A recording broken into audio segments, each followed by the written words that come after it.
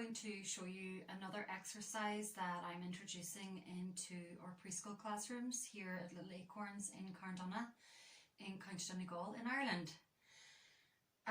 This particular activity is a very simple practical life activity, and it's called the Montessori touch fabrics. What I've actually done is I have found a range of different materials that have got a very different feel, that they're very, very different. The fact that they're different colours have different designs on them are it's not actually important at all, because this activity is designed to be carried out with either your eyes closed or with a little blindfold on. This activity refines the child's sense of touch, their tactile sense. And it's really, really great fun. And it can also be quite challenging for children that don't like certain senses. So again, I would caution you here, if you're working with your child at home or in a preschool classroom, that if you notice that there's a particular material that they do not like, take it away and don't use it. You can introduce that material very, very slowly over a long period of time. But again, in my preschool classrooms, it's really important that we follow the child, and we follow the child's interests, and also we follow the child in terms of the activities that either frighten them or that they dislike. We wouldn't use them. Again, we would have a very easy way of reintroducing that activity or that sense or the material again at a later stage. But right now, this is a very fun activity for the children to do. Again, I gathered this material over a long period of time. I have bags and bags of it here in my home. Again, the material has different textures on it. So this here is just toweling, it's just a face cloth. This here is a dishcloth that I found. I've kind of cut them into squares of 10 centimeters by 10 centimeters. It's not exact, but I like to kind of link this in then with the pink tower block that we use in a Montessori preschool classroom. This here is sacking material. This here is an old table runner that I have, which is very thick linen, very, very dense linen. This is a cotton blanket that I had. I cut that up. This is a lovely viscosy synthetic material, and it's kind of got a little bit of a velvet feel to it. Here is like a satin material or a Chanel material. And this here is a fly curtain, an unused fly curtain. So I would advise you here that if you're working with a very young preschooler, they are not going to have the attention span to watch you match these with your eyes closed. It's going to take a long time to do this.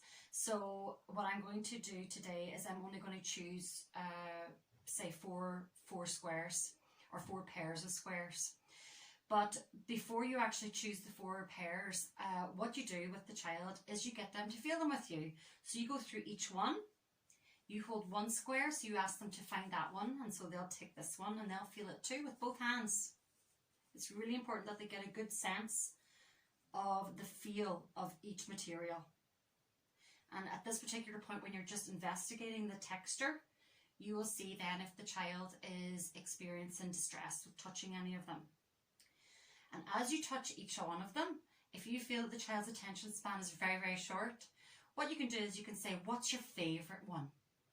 Okay, and say if they choose this one, you say, okay, what's your next favourite one? And they might choose another one. They might choose it based on colour. It doesn't really matter. What's your next favourite one? So I'm going to choose this one. And what's your next favourite one? I'm going to choose this one. And what you do is you put the other 4 away, because you'll see now in a second how this activity is quite long. So you take out the activity, you divide them in pairs, divide the pairs in 2 at opposite sides, like this. Now I'm sitting here, you can see on the table to the right hand side.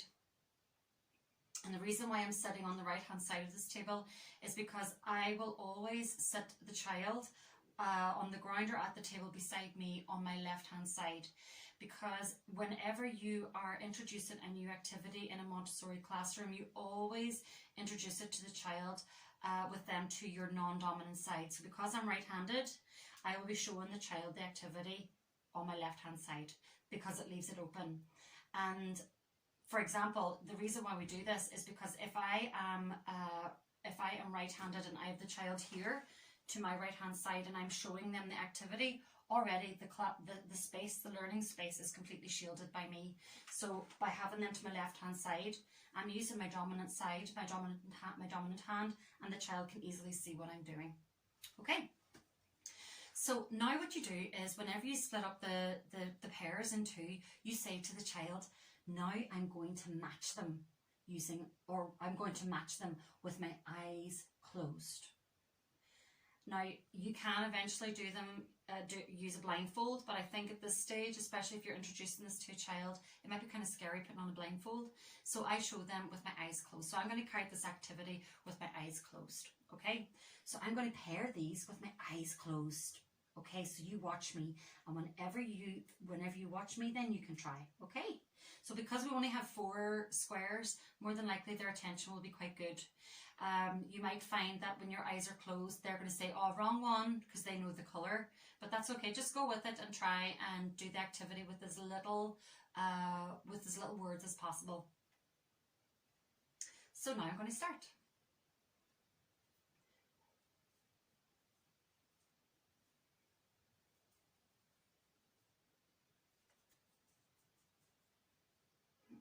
That doesn't match.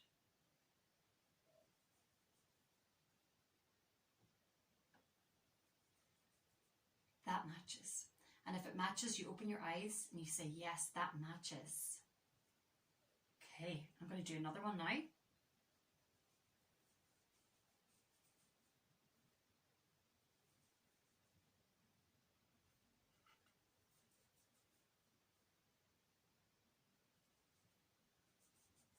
That matches.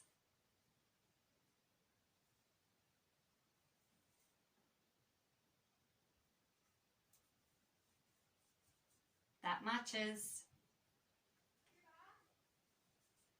And that matches as well. Okay, and then what you do is you invite the child, you say to the child, would you like to try? And if they want to try, then they can carry out the activity as well with their eyes closed. Again, closing their eyes is quite a tricky thing for them to do. So they may keep open their eyes, or they may very sneakily open up one eye, or look very, very quietly at the activities with maybe a slight slit of their eyes open. But just go with it. Eventually they will be introduced to the blindfold, and they can play around with the blindfold as well and matching the activities up. Or matching the materials up. And it's a really, really fun activity for the children to do by themselves, and also with a friend on the floor if they want to. When the child has completed the activity, what you do then is you complete the work cycle. And in a Montessori classroom, every activity has a work cycle, and it starts whenever you take it from the shelf, when you play with it, or you carry out the activity, and then it ends when you put it back at its home on the shelf. So what I do then is I show the child where to put it on its home on the shelf, and I tell them that anytime they want to use it, they know where it belongs. So again, these are the Montessori touch fabrics.